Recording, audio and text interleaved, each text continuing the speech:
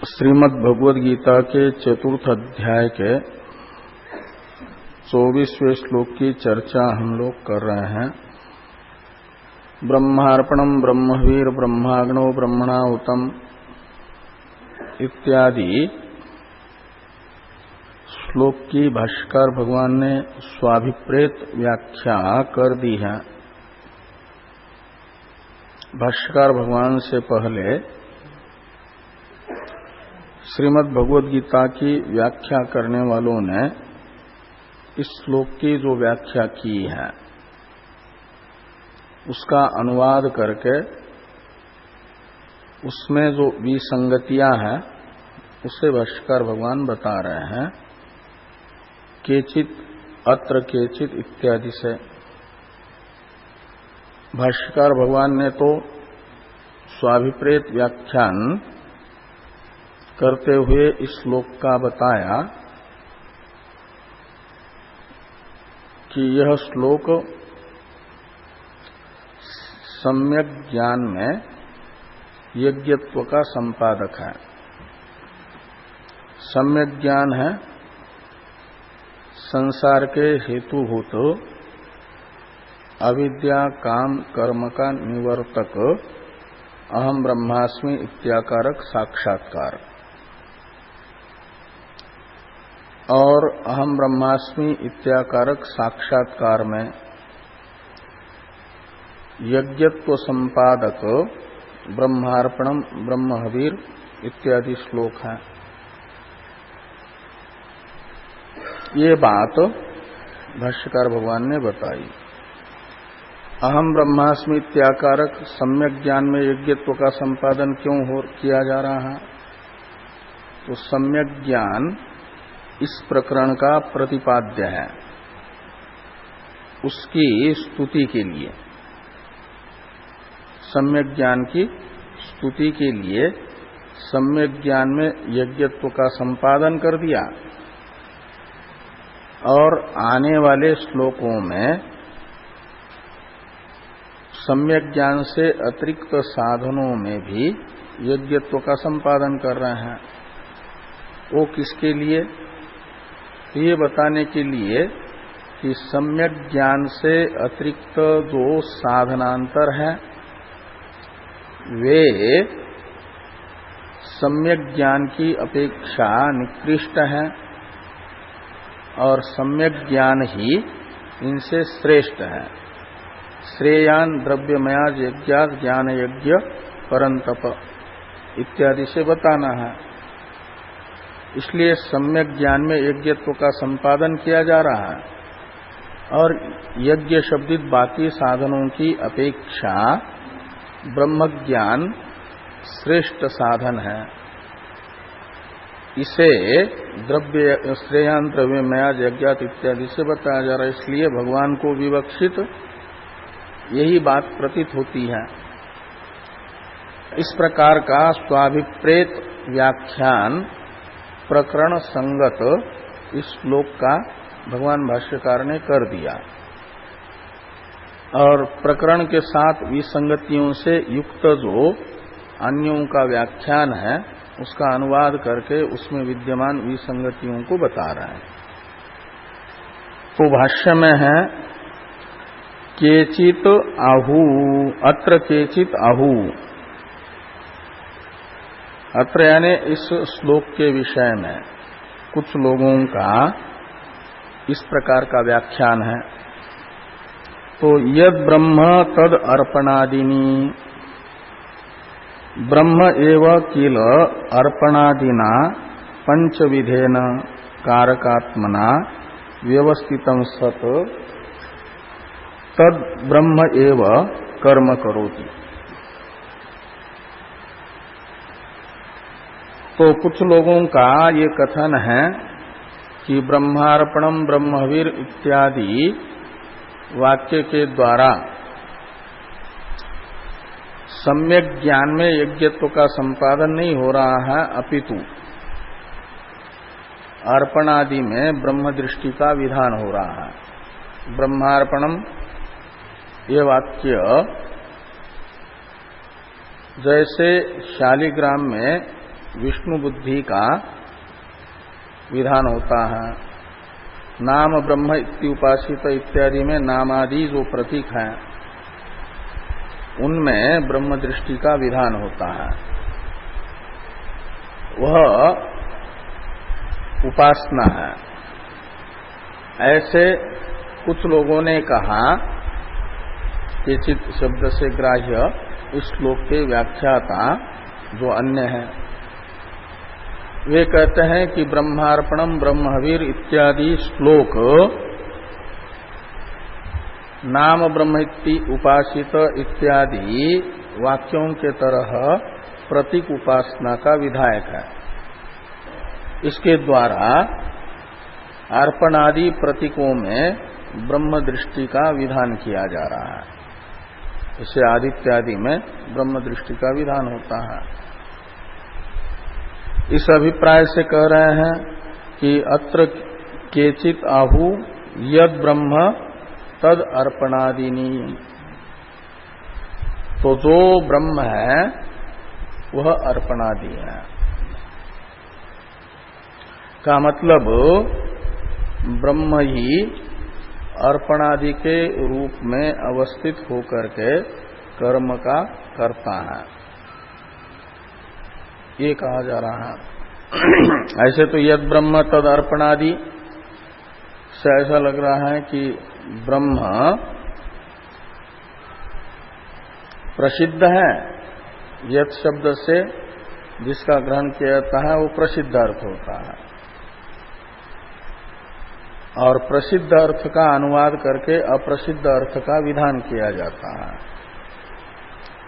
तो यहां पर पूर्व पक्षी यद शब्द से ब्रह्म को ले रहा है। यद ब्रह्म, ये यद शब्द ब्रह्म समानाधिकरण है ना,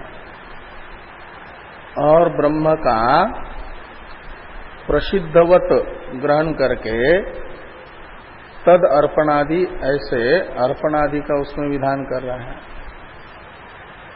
तो ब्रह्म तो अप्रसिद्ध है। सामान्य न्याय तो यही है, प्रसिद्ध अर्थ का अनुवाद करके अप्रसिद्ध अर्थ का उसमें विधान किया जाता है, ज्ञापन किया जाता है। तो यहां अप्रसिद्ध ब्रह्म का ग्रहण करके उसमें प्रसिद्ध अर्थ का विधान हो रहा है। तो प्रसिद्धम अनुद्य अप्रसिद्धम विधीयते, ये जो न्याय है इस न्याय का विरोध प्रतीत हो रहा है। ये शंका किसी ने की पूर्व पक्षी के प्रति। अभी तो पूर्व पक्षी का अनुवाद हो रहा, तो पूर्व पक्षी इस शंका का समाधान करने के लिए बता रहा है कि ब्रह्म भी प्रसिद्ध है। तो ब्रह्म एव किल अर्पणादिना पंचविधेन कारकात्मना व्यवस्थितम सत। कहते ब्रह्म ही तो अर्पण के रूप में अवस्थित है। ब्रह्म ही अग्नि रूपी जो अधिकरण है उसके रूप में स्थित है, आवनीय अग्नि के रूप में। वही यज्ञ निर्वर्तक ऋत्विक और यजमान के रूप में अवस्थित है। वही हवि के रूप में अवस्थित है। वही देवता के रूप में अवस्थित है। तो यज्ञ निर्वर्तक जो कारक हैं उनके रूप में ब्रह्म ही अवस्थित है। तो ये कहा कि ब्रह्म एव किल अर्पणादिना पंचविधेन कारकात्मना व्यवस्थितम सत। और इन अर्पणादि कारक रूप में अवस्थित हुआ ब्रह्म ही यज्ञ का निर्वर्तक है, करता है। तदेव कर्म करोति, वही कर्म करता है कारक रूप से अवस्थित होकर के। तो ब्रह्म के अर्पणादि रूप जो कारकात्मक स्वरूप है उसे हम प्रत्यक्ष प्रमाण से जान रहे, प्रत्यक्षादि लौकिक प्रमाण से, इसलिए वो प्रसिद्ध है। ब्रह्म का ये स्वरूप प्रसिद्ध है, विकारात्मक स्वरूप, और उस ब्रह्म के विकारात्मक स्वरूप का अनुवाद करके उसमें निर्विकार ब्रह्म का विधान किया जा रहा है। दृष्टि का ये कहा जा रहा है कि जैसे कोई अंगूठी को तो ग्रहण कर रहा है, कुंडल को तो ग्रहण कर रहा है, लेकिन तत्व दृष्टि नहीं है, तो कंकन, अंगूठी, किरीट, कुंडल आदि सोना है, ऐसे उसके कारण की दृष्टि का विधान किया जाता है। तो पूर्व पक्षी का यही कथन है कि ये जो अर्पणादि हैं, ये ब्रह्म के कार्य हैं, मिट्टी के कार्य घड़ादि के तरह। तो घटादि को जैसे कहा जाता है, ये घटादयः ते मृतिका, वे मृतिका है, ऐसे यहां पर ब्रह्म के विकारात्मक स्वरूप का अनुवाद करके उसमें कारण दृष्टि का विधान किया जा रहा है। ये पूर्व पक्षी कह रहे हैं कि ब्रह्म एव किल अर्पणादिना पंचविधेन कारकात्मना व्यवस्थितम सत तदेव कर्म करोति, वही विकारात्मक स्वरूप धारण करके कर्म का निर्वर्तक बन रहा है।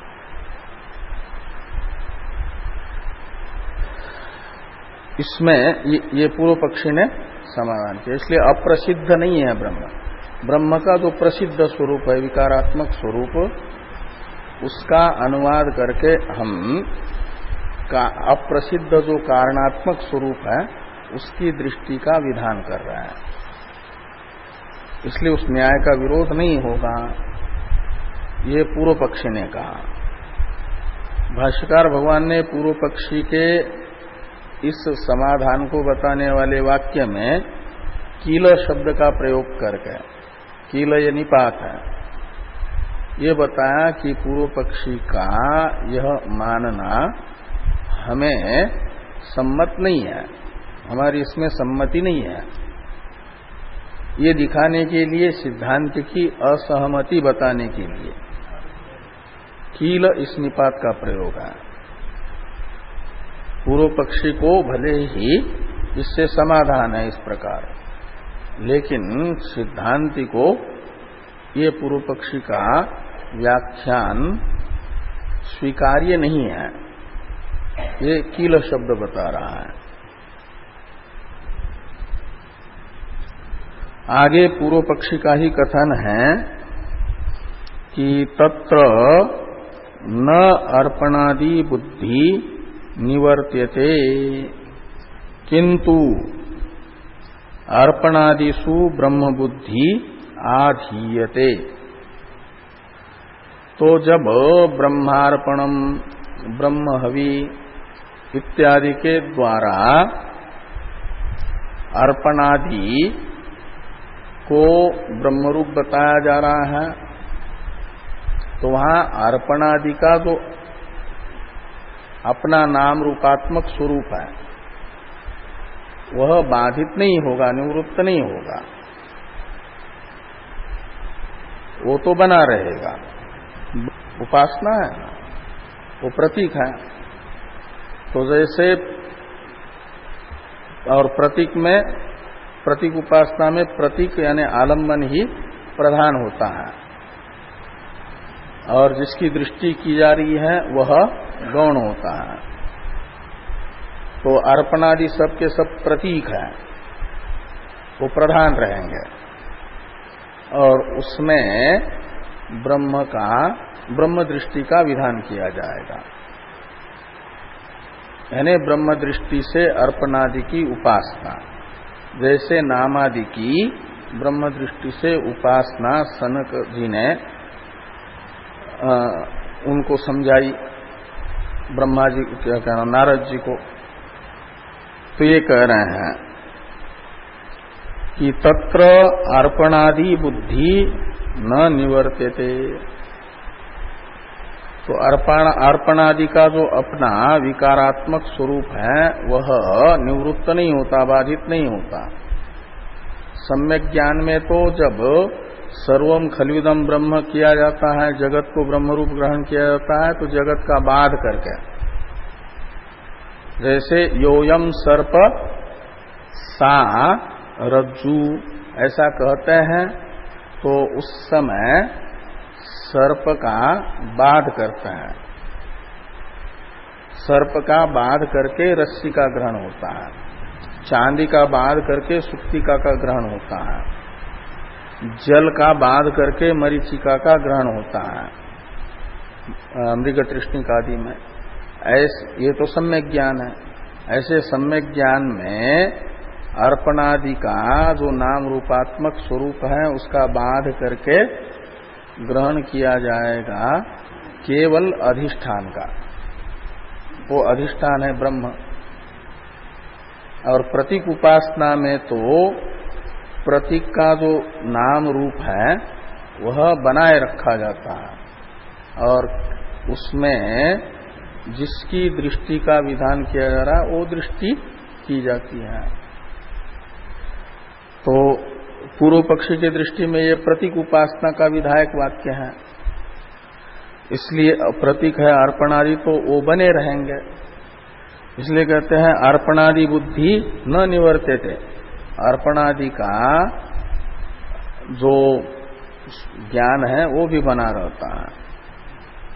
और किंतु अर्पणादिषु ब्रह्म दृष्टि आधीयते। इसको समझाने के लिए उदाहरण है यथा प्रतिमादो विष्णुआदि बुद्धि यथा वा नामादो ब्रह्म बुद्धि इति। तो जैसे प्रतिमा में विष्णु बुद्धि का आरोप होता है, जैसे नामादि में ब्रह्म बुद्धि का आरोप होता है। तो प्रतिमादि का स्वरूप बाधित करके विष्णु मात्र का, विष्णु आदि मात्र का ग्रहण नहीं होता। प्रतिमाओं को जैसा उनका नाम रूप है वैसा ही रख करके विष्णु आदि के रूप में उपासक देखता है भावना से। चर्म चक्षु से प्रतिमा ही देखेगा। और शास्त्र ने कहा कि उसमें ब्रह्म की भावना करो, विष्णु की भावना करो, शिव की भावना करो, कृष्ण की भावना करो, तो कृष्ण की भावना करेगा, लेकिन देखेगा आंख से प्रतिमा को ही। तो प्रतिमा का स्वरूप बाधित किए बिना जैसे उपास्य की भावना की जाती है, ऐसे अर्पणादि के नाम रूप का बाध किए बिना अर्पणादि में ब्रह्म की भावना की जाएगी। तो यथा प्रतिमादो विष्णुआदि बुद्धि यथा वा नामादो ब्रह्म बुद्धि इति। आगे है कि सत्यम एवं अपि स्यात्। यहां तक तो इति शब्द है पूर्व पक्ष का जो मत था उसका अनुवाद समाप्त हुआ ये बताने के लिए। यथा वा नामादो ब्रह्म बुद्धि तक अनुवाद है। अब सिद्धांती पूर्व पक्षी के इस व्याख्यान में जो दोष है, विसंगतियां हैं, उसे बताते हैं। पूर्व पक्षी के अनुसार तो अर्पण में ब्रह्म बुद्धि करनी है, हवि का नाम रूप बना करके उसमें ब्रह्म बुद्धि करनी है, अग्नि आह्वनीय अग्नि का जैसा स्वरूप है वैसा ही रख करके मात्र उसमें भावना करनी है ब्रह्म की। उपासना है ब्रह्म दृष्टि से अर्पण आदि की। सिद्धांती उसमें विद्यमान विसंगतियों को कह रहे हैं कि सत्यम यानी तुम ठीक कह रहे हो। सत्य शब्द पूर्व पक्षी के बात में कुछ आंशिक सत्यता हो, प्रामाणिकता हो, तो समाधान करने वाले के द्वारा सत्य शब्द का प्रयोग किया जाता है। तो सर्वथा अप्रामाणिक ही कथन कर रहे हैं, ये केचित ऐसी बात नहीं है। जैसे उपनिषदों में नाम ब्रह्म इत्युपासित इत्यादि आया ही है, उदाहरण तो आया ही है। प्रतीक उपासना उपनिषद सम्मत है। नामा प्रतिमादि में विष्णु बुद्धि शास्त्र प्रमाण सम्मत है। उदाहरण अंश में सत्यता है, प्रामाणिकता है। लेकिन प्रकृत में इस श्लोक को उपासना का विधायक मानना अर्पणादि प्रतीक है, और उनमें ब्रह्म दृष्टि का विधायक ये श्लोक है। अर्पणादि की प्रतीक उपासना बता रहा है, नामादि की ब्रह्म दृष्टि से उपासना के तरह। ये दार्ष्टान्त मानना गलत है पूर्व पक्षी का। इसलिए सत्यम यानी जो दृष्टांत बताया, इसमें कोई, हम भी यही दृष्टांत बताते हैं प्रतीक उपासना के लिए सिद्धांती, इसलिए कोई असहमति नहीं दृष्टांत में। लेकिन इससे जो दार्ष्टान्त बताना चाहते हो कि ये श्लोक प्रतीक उपासना का विधायक है, ये गलत है। कहते ये ठीक हो सकता है यदि इस श्लोक को उपासना का विधायक मान लिया जाए, जैसे भ्रांति से तुम मान रहे हो। लेकिन प्रकरण का अन्वेषण करते हैं तो ये श्लोक मात्र सम्यक ज्ञान में यज्ञत्व का संपादक मात्र प्रतीत होता है। ये पहले कह चुके हैं। इस अभिप्राय से कह रहे हैं कि सत्यम एवं अपि स्यात्, कहते जैसा तुम कह रहे हो ऐसा भी हो सकता है। लेकिन कब? कहते यदि ज्ञान यज्ञ स्तुत्यर्थम प्रकरणम न स्यात्। इस प्रकरण को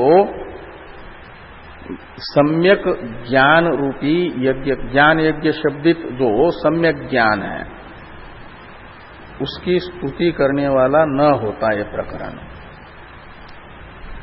तब तो ये प्रतीक उपासना का विधायक श्लोक बन जाता।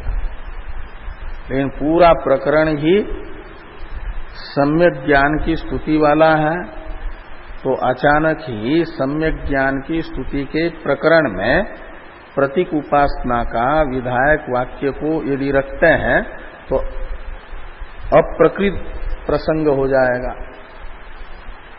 प्रकरण चल रहा है सम्यक ज्ञान की स्तुति का, और उसमें बीच में कोई आकर के प्रतीक उपासना का प्रतिपादन करता है, तो प्रकरण के साथ संगति नहीं बैठती, विसंगति हो जाती है। कहते हैं फिर प्रतीक उपासना का विधायक इस श्लोक को मानने के लिए जरूरी होगा इस प्रकरण को उपासना का प्रतिपादक मानने वाला, न कि सम्यक ज्ञान का श्रावक। कहते सत्यम एवं अपि स्यात् यदि ज्ञान यज्ञ स्तुत्यर्थम प्रकरणम न स्यात्। ज्ञान यज्ञ शब्दित सम्यक ज्ञान की स्तुति करने वाला यह प्रकरण न होता तो पूर्व पक्ष की बात सही थी।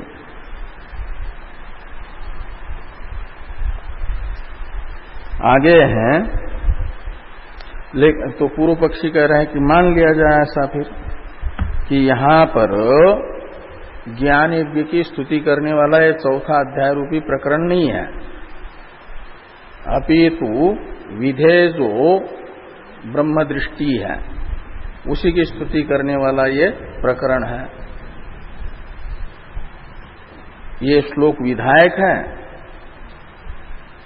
प्रतीक उपासना का, और अर्पणादि प्रतीकों में विहित जो ब्रह्म दृष्टि है इस श्लोक के द्वारा उस विधेय अर्थ की स्तुति करने वाला ये प्रकरण है, सम्यक ज्ञान की स्तुति वाला नहीं, ब्रह्म दृष्टि की स्तुति वाला है, ऐसा मानो। पूर्व पक्षी को ये अभिष्ट है। ऐसा यदि पूर्व पक्षी कहते हैं सम्यक ज्ञान की स्तुति वाला ये नहीं है, अपितु ब्रह्म दृष्टि की स्तुति वाला है, यानी उपासना की स्तुति करने वाला है, तो सिद्धांती कह रहे हैं प्रकरण का अन्वेषण करने पर ऐसा प्रतीत नहीं हो रहा है। अत्र तु सम्यक दर्शनम ज्ञान यज्ञ शब्दितम अनेकान यज्ञ शब्दितान क्रिया विशेषान उपन्यस्य श्रेयान द्रव्यमय यज्ञास ज्ञान यज्ञ इति ज्ञानम स्तौति। अत्र यानी अस्मिन् प्रकरणे, इस प्रकरण में तो स्तौति का करता है भगवान, तो भगवान स्तुति करते हैं। इस प्रकरण में, इस प्रकरण के जो प्रवक्ता हैं भगवान श्री कृष्ण, वे स्तुति कर रहे हैं किसकी? ज्ञान यज्ञ शब्दित सम्यक ज्ञान की। तो ये कह रहे हैं कि अत्र तू, तो तू शब्द पूर्व पक्ष की जो मान्यता है उसका व्यावर्तक है। पूर्व पक्ष मान रहा है ना कि प्रकरण को ब्रह्म दृष्टि का स्थावक मान लिया जाए, सम्यक दर्शन का स्थावक न मान लिया जाए।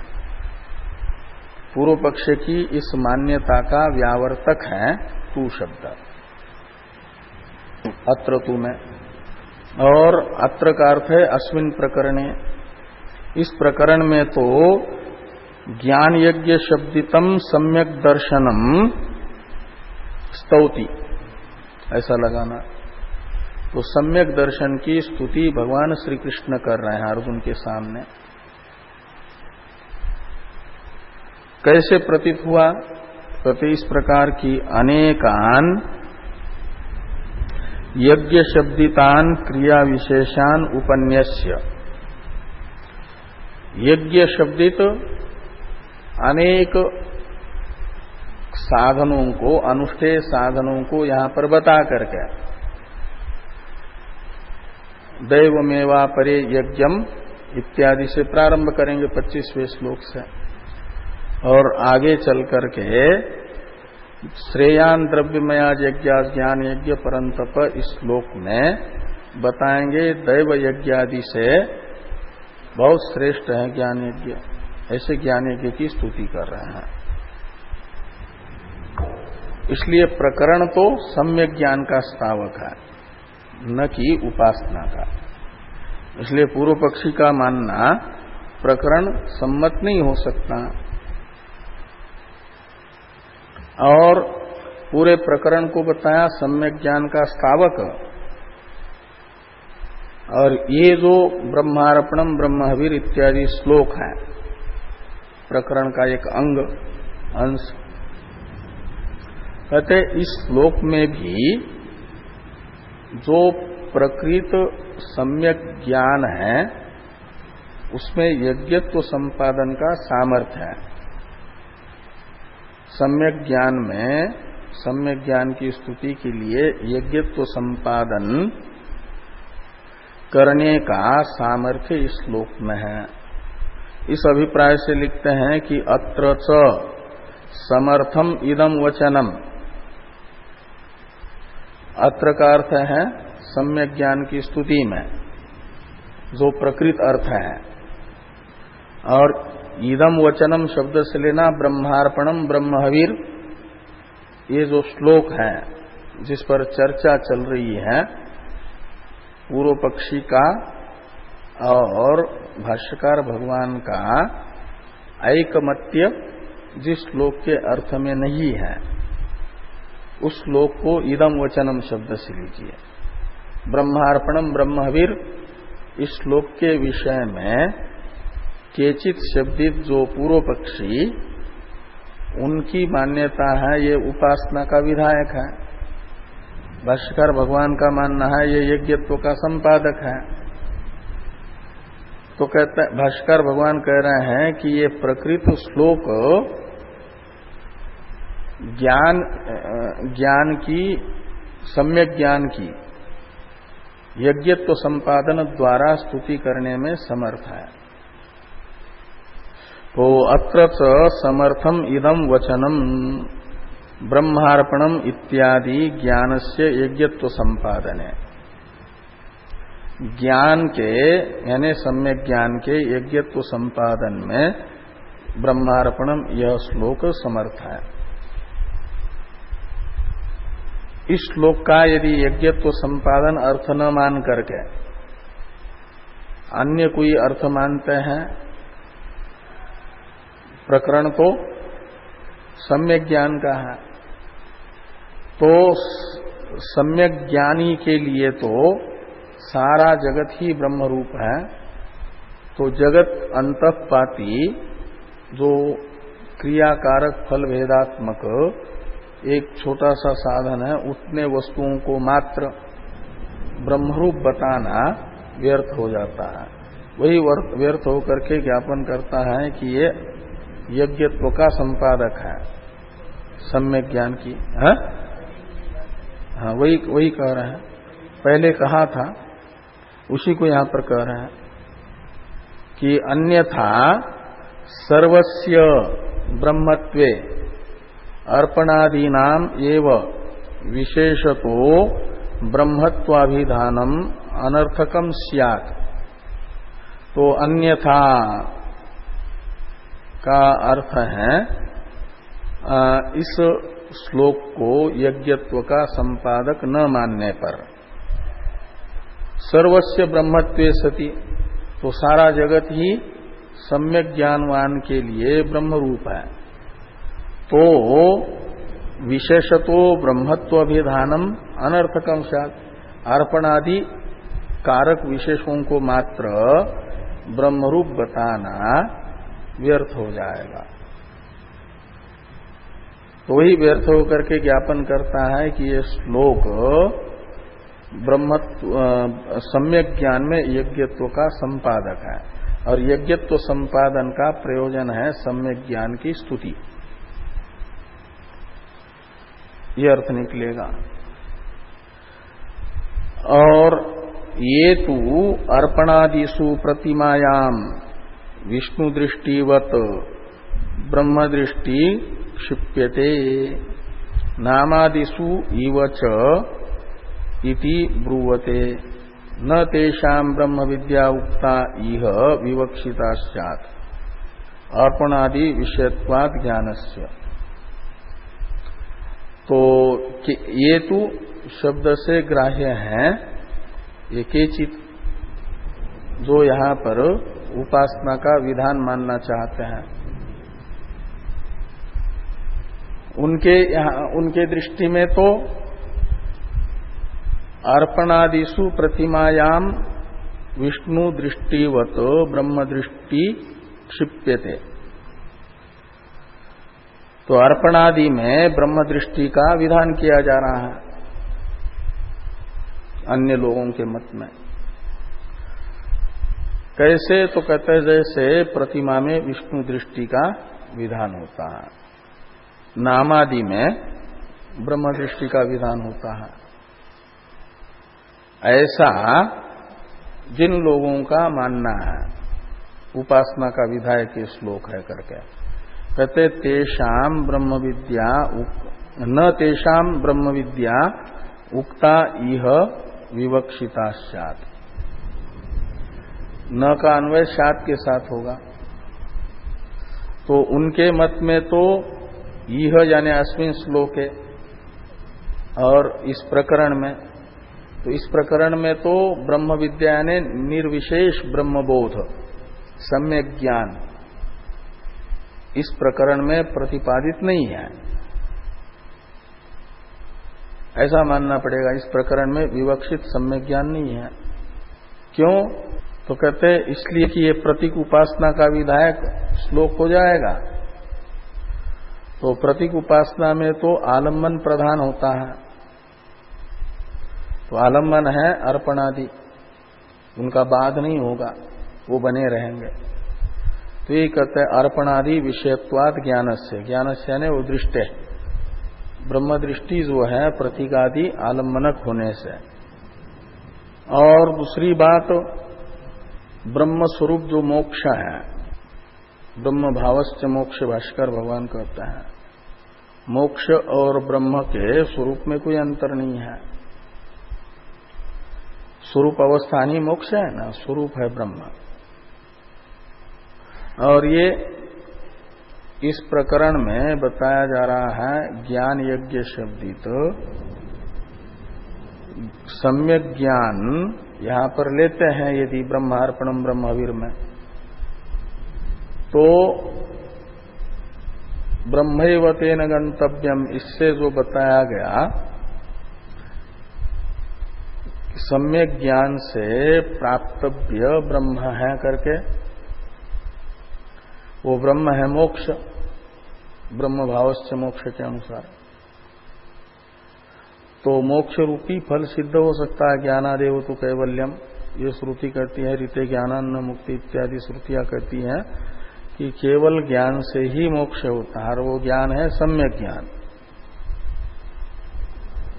और जिनके दृष्टि में प्रतीक उपासना का विधान यहां पर हो रहा है केचित के मत में, तो ये सम्यक ज्ञान यहां पर उक्त न होने से मोक्ष रूपी फल भी इसका नहीं हो पाएगा। और ये इस श्लोक के तृतीय पाद में मोक्ष फल बताया है, ब्रह्मैव तेन गंतव्यम से। ये यहां पर कहते हैं कि न च दृष्टि संपादन ज्ञानेन मोक्ष फलम प्राप्यते। दृष्टि संपादन ज्ञान है प्रतीकोपासना, और प्रतीक उपासना से मोक्ष रूपी फल प्राप्त नहीं होता। और यहां पर अर्पणादि का ब्रह्म रूप से ग्रहण करने का फल बताया जा रहा है, ब्रह्मैव तेन गंतव्यम से मोक्ष। इससे भी निकलता है कि अर्पणादि का ब्रह्म रूप से ग्रहण करने का अर्थ सम्यक ज्ञान ही है। सम्यक ज्ञान ही ब्रह्मार्पणम इत्यादि शब्दों से विवक्षित मानेंगे तो उसका फल मोक्ष बताना सम्मत होगा, शास्त्र सम्मत होगा। और प्रतीक उपासना मानेंगे तो ब्रह्म सूत्र में कहा गया जो प्रतीक आलम्बनक होते हैं उन्हें ब्रह्मलोक प्राप्त होने पर भी मोक्ष नहीं होता। वहां क्रम मुक्ति की साधनभूत उपासनाएं नहीं है, वो प्रतीकालंबन उपासना है, मोक्ष नहीं मिलता।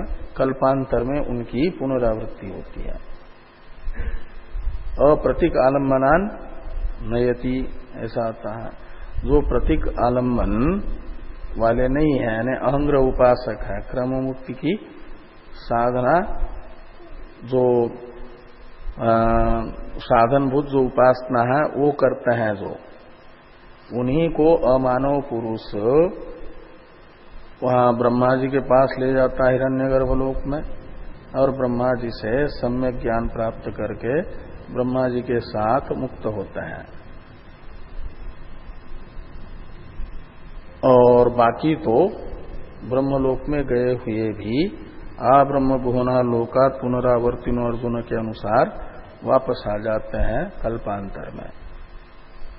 बाकी है प्रतीक उपासक। और ये श्लोक यदि प्रतीक उपासना का विधायक मानेंगे केचित के अनुसार, तो क्रम मुक्ति भी उनको मिलनी नहीं है।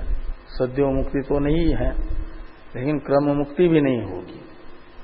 तो जब इस श्लोक के द्वारा प्रतिपादित प्रतीक उपासना का फल ही मोक्ष नहीं है, मात्र ब्रह्मलोक की प्राप्ति है, तो मोक्ष का वर्णन करना फल के रूप में ये व्यर्थ हो जाएगा।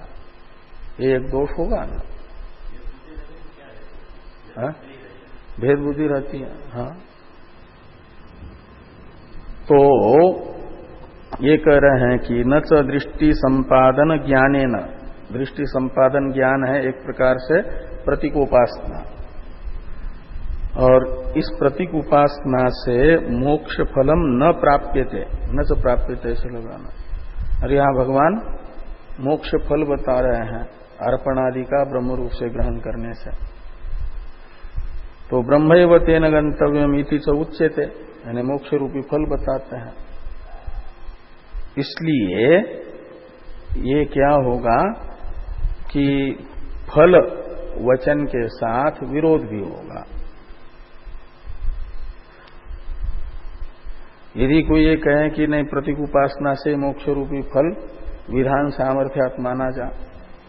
जहां प्रतीक उपासना का विधान हो रहा है और उसी का फल बताया जा रहा है, तो विधान सामर्थ्यात प्रतीक उपासना का ही फल मोक्ष मान लो, ऐसा केचित आग्रह करते अपनी एक गलती को सिद्ध करने के लिए शास्त्र विरुद्ध कई कल्पनाएं करते हैं। यदि तो भाष्कर भगवान उनको उसमें और गलतियों में गलतियां ही दिखा रहे हैं। तो ये कहते हैं कि विरुद्धंच सम्यक दर्शनम अंतरेण मोक्ष फलम प्राप्यते इति। प्रतीक उपासना से मोक्ष रूपी फल विधान सामर्थ्यात मान लो। भगवान कह रहे हैं कि ब्रह्मैव तेन गंतव्यम, तेन का अर्थ है प्रतीक उपासन, और प्रतीक उपासनेन ब्रह्म गंतव्यम यानी प्राप्तव्यम, ब्रह्म है मोक्ष।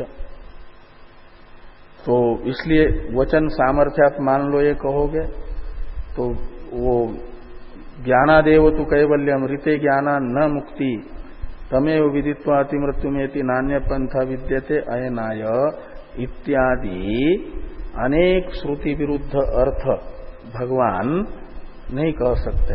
और यदि कहेंगे तो फिर वो भगवान होने पर भी पूजनीय भले ही हो, लेकिन उनका ये वचन श्रुति विरुद्ध होने से ग्राह्य नहीं होगा वैदिकों के लिए। इसलिए कहते हैं कि विरुद्धंच यानी अनेक शास्त्र विरोधी श्रुति विरुद्ध वचन हो जाएगा। ये मात्र ज्ञान से ही मोक्ष रूपी फल बताने वाले जो शास्त्र वचन है, वेद वचन है, ज्ञान से अतिरिक्त साधनों से मोक्ष का निषेध करने वाले जो वचन है, उनका विरोध होगा।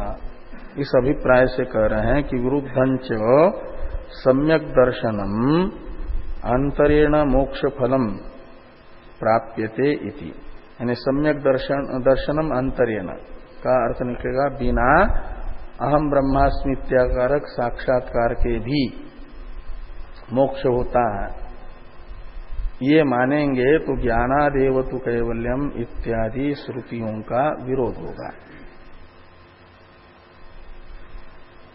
इसलिए चाहे ब्रह्मलोक में जाए तब भी बिना सम्यक ज्ञान के मुक्ति नहीं होती। ज्ञान के बिना मोक्ष की असंभावना बताने वाली श्रुति है। तो कहते हैं बिना ज्ञान के मोक्ष तो तब संभव है यदि कोई आकाश हो, जैसे चद्दर ओढ़ते हैं ठंडी के दिनों में, शॉल ओढ़ते हैं ठंडी से बचने के लिए, ऐसे कोई आकाश को लपेट लें, अपने शरीर में ओढ़ लें, ये यदि संभव हो। यदा आकाशवत क्या नाम है, चर्मवद आकाशम वेष्टयन्ते मानवा तदा देवम अभिज्ञाय। तो बिना देव शब्दित ब्रह्म को जाने भी मोक्ष संभव है।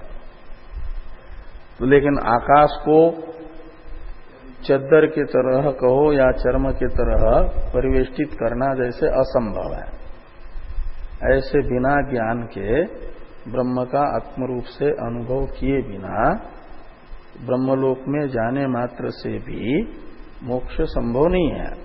प्रतीक उपासक ब्रह्मलोक में जाएगा, लेकिन ब्रह्मा जी जिस प्रभु विमित मंडप में बैठ करके वेदांत का स्वाध्याय वहां के अधिकारियों को सुनाते हैं, उस मंडप में इन प्रतीक उपासकों का प्रवेश नहीं होता। और यहां पर भी सुना नहीं है, वहां भी वेदांत सुनने को नहीं मिलेगा। जिस तत्वमशादी महावाक्य जो ब्रह्म का आत्म रूप से अनुभव कराने वाले, तो फिर सम्यक ज्ञान कैसे होगा बिना प्रमाण के? तत्वमशादी वाक्य श्रवण के बिना अहम ब्रह्मास्मि ये बोध हो नहीं सकता। बिना प्रमाण के कैसे? जैसे बिना चक्षु के रूप का ज्ञान नहीं होता, ऐसे ब्रह्मात्म एकत्व प्रतिपादक महावाक्य के बिना अहम ब्रह्मास्मि साक्षात्कार नहीं होगा, और साक्षात्कार के बिना मोक्ष नहीं होगा। और यदि बिना साक्षात्कार का मोक्ष मानते हैं तो भगवान भी वेद विरुद्ध बात कर रहे हैं, इसलिए उनकी वह बात वैदिकों के लिए उपादेय नहीं होगी। इतना सुस्पष्ट भगवान भाष्यकार के बुद्धि में वेदार्थ है।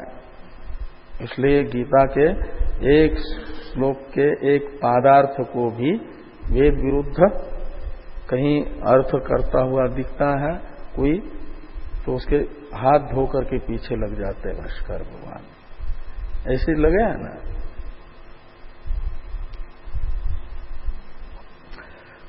तो विरुद्धं च सम्यक दर्शनम अंतरेण मोक्ष फलम प्राप्यते इति।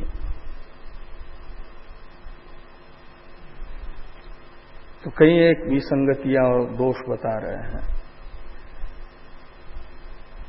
कहते प्रकृत विरोधश्च, प्रकृत विरोध भी हो जाता है। तो प्रकृत विरोध यही है कि यहां पर ब्रह्मार्पणम ब्रह्मावीर इस श्लोक को प्रतीक उपासना का विधायक मानते हैं यदि, तो प्रकृत जो कर्मण्य कर्म यह पश्य अकर्मणि च कर्म यह इस श्लोक से सम्यक ज्ञान है। इस प्रकृत सम्यक ज्ञान का विरोध हो जाएगा। 18वें श्लोक के पूर्वार्ध में सम्यक ज्ञान बता करके उत्तरार्ध से उसकी स्तुति करना प्रारंभ किया है। इसलिए सम्यक ज्ञान प्रकृत है और उसकी स्तुति हो रही है, और उसी के स्तुति में उपयोगी किसी बात को कहने वाला ये श्लोक मानते हैं, तब तो प्रकरण संगत हो जाएगा।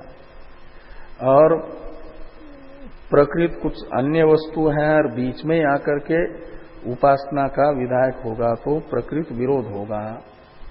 ये कह रहे हैं कि प्रकृत विरोधश्च, प्रकृत विरोध का ही स्पष्टीकरण है। सम्यक दर्शनं च प्रकृतम कर्मण्य कर्म यह पश्येद इत्यत्र। तो कर्मण्य कर्म यह पश्येद इत्यादि 18वें श्लोक के पूर्वार्ध में सम्यक दर्शन प्रकृत है। ये सम्यक दर्शनं च प्रकृतम, यहां पर जो पूर्ण विराम है वो इत्यत्र के पास में होना चाहिए। यानी कर्मण्य कर्म यह पश्येद इत्यत्र सम्यक दर्शनं च प्रकृतम, ये वाक्य है एक। और दूसरा वाक्य है कि अन्ते च सम्यक दर्शनम तस्य एव उपसंहारात। यदि कोई ये कहे कि मान लिया जाए कि कर्मण्य कर्म या पश्येद ये सम्यक दर्शन है, लेकिन उसका उपसंहार मान लिया जाए 23वें श्लोक में ही समग्रम प्रविलीयते में ही उपसंहार हुआ, यज्ञाचरतः कर्म समग्रम प्रविलीयते। और यहां से प्रतीक उपासना का आरंभ है। ऐसी कल्पना कीचित कर सकते हैं ना अपनी बुद्धि लगाने के लिए। तो कहीं भी उल्टी बुद्धि लगाएंगे तो उल्टी कल्पनाएं बुद्धि में कम थोड़ी आती हैं, बहुत आती हैं। तो ऐसा कर लें। यहां दो प्रकरण मान ले। सम्यक ज्ञान का प्रकरण कर्मण्य कर्म यह पश्येद यहां से प्रारंभ हुआ और समग्रम प्रविलीयते में पूरा हुआ 23वें श्लोक में। और जो उस दर्शन के अधिकारी नहीं है सम्यक दर्शन के, उनके लिए फिर उपासना का यहां विधान किया जा रहा है, ऐसा मान लो। तो कहते ये प्रकरण यहां वहां पूरा नहीं कर सकते। सम्यक दर्शन का प्रकरण 4थे अध्याय के अंतिम तक चला है। ये आगे भाष्यकार भगवान बता रहे हैं कि अन्ते च सम्यक दर्शनम तस्य एव उपसंहारात्। अंत यानी अध्यायांते, अध्याय के अंत में भी सम्यक दर्शन का ही उपसंहार हुआ है। तस्य उपसंहारात् में तस्य का अर्थ है सम्यक दर्शनस्य एव उपसंहारात्। इसलिए 23वें श्लोक में ही सम्यक दर्शन के प्रकरण को पूरा नहीं कर सकते। अध्याय की समाप्ति तक यही सम्यक दर्शन चल रहा है। ये आगे कह रहे हैं कि श्रेयान द्रव्यमया यज्ञ ज्ञान यज्ञ ज्ञानम लब्ध्वा पराम शांतिम इत्यादिना सम्यक दर्शन स्तुतिम एव कुर्वन् उपक्षीण अध्याय। तो श्रेयान द्रव्यमया यज्ञ ज्ञान यज्ञ परंतप इन शब्दों से भी ज्ञान यज्ञ शब्दित सम्यक दर्शन की स्तुति की जा रही है। बाकी साधनों की अपेक्षा उसमें श्रेष्ठता बताई जा रही है। और ज्ञानम लब्ध्वा पराम शांतिम न चिरेण आदिगच्छति, ये जो पराम शांतिम शब्दित मोक्ष है, परा शांति है मोक्ष, वो प्राप्त करता है। कब? तो ज्ञानम लब्ध्वा। तो यहां ज्ञान है सम्यक ज्ञान, जो मोक्ष का ज्ञानादेव तो कैवल्यम इत्यादि श्रुति के द्वारा मोक्ष का साधन एकमेव जिसको बताया गया है, एकमेव मोक्ष का साधन है सम्यक ज्ञान ही। इसलिए ज्ञानम लब्ध्वा में ज्ञानम शब्द का अर्थ रहेगा सम्यक ज्ञानम। सम्यक ज्ञान है अहम ब्रह्मास्मि इत्याकारक साक्षात्कार, और ये प्राप्त करके ज्ञानम लब्ध्वा पराम शांतिम अधिगच्छति, यानी प्राप्नोति मोक्ष प्राप्नोति। सम्यक ज्ञान का फल जो परा शांति शब्दित मोक्ष है उसे प्राप्त करता है। कितने देर में? तो कहते न चिरेण, कोई समय नहीं लगता। ज्ञान हुआ तो ज्ञान का फल जीवन मुक्ति तत्काल है, और विधेय मुक्ति प्रारब्ध का भोग करके क्षय होने पर है। इसलिए ये 23वें श्लोक में ही सम्यक ज्ञान का उपसंहार नहीं मान सकते, और ब्रह्मार्पणम इस 24वें श्लोक से उपासना के प्रकरण का प्रारंभ नहीं मान सकते। भगवान को एक ही प्रकरण विवक्षित है, और इस प्रकरण में प्रतिपाद्य सम्यक ज्ञान विवक्षित है, और बाकी जो श्लोक आए हैं वे सम्यक ज्ञान की ही स्तुति कर रहे हैं। भूतार्थवाद है ये सब। वास्तविक जो ज्ञान का स्वरूप है, फल है, उसका कथन करके, महत्ता कथन करके भूतार्थवाद है बाकी सब श्लोक।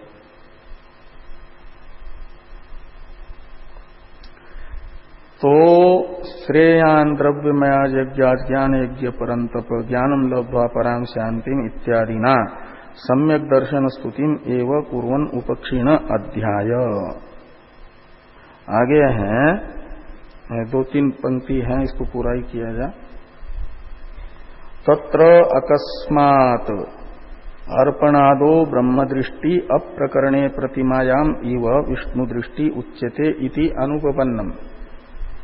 तो तत्र यानी तस्मिन् सति, तस्मिन् सति का अर्थ है ये अलग अलग 2 प्रकरण नहीं है, एक ही प्रकरण है, और प्रकृत सम्यक ज्ञान ही है, उपासना नहीं। ये निश्चित होने पर ये तस्मिन् सति का अर्थ निकलेगा तत्र का। तो ये जो सम्यक ज्ञान का प्रकरण है और उसकी स्तुति की श्रृंखला चल रही है, तो अकस्मात बीच में आकर के कहते हैं अर्पण आदि में ब्रह्म दृष्टि रूप जो प्रतीक उपासना है, ये अप्रकरण में ही यदि विधान करेंगे, अभी प्रकरण उसका उपासना का है नहीं, सम्यक ज्ञान तथा उसकी स्तुति का प्रकरण चल रहा, और उसमें प्रतीक उपासना मानेंगे अर्पण आदि में ब्रह्म दृष्टि रूपी, तो ये अप्रकरण अर्थ होगा, अप्रकृत अर्थ होगा। तो अप्रकरणे प्रतिमायाम इव विष्णु दृष्टि उच्यते इति अनुपपन्नम, ये युक्ति युक्त बात नहीं होगी, प्रकरण संगत बात नहीं होगी, विसंगत बात हो जाएगी। तस्मात् यथा व्याख्यातार्थ एव अयम श्लोक, इसलिए अत्र केचित इससे पहले जो हमने ब्रह्मार्पणम ब्रह्मवीर इत्यादि श्लोक का व्याख्यान किया है, वही इस श्लोक का प्रकरण संगत और भगवान को विवक्षित अर्थ हैं। ये बिल्कुल आत्मविश्वास के साथ भाष्यकार भगवान ही कह सकते हैं। तस्मात् यथा व्याख्यातार्थ एव अयम श्लोक, ये श्लोक जैसी व्याख्या हमने पहले की वैसा ही उचित है। बाकी श्लोक की चर्चा हम लोग कल करेंगे 25वें। ओम पूर्णमदः पूर्णमिदं पूर्ण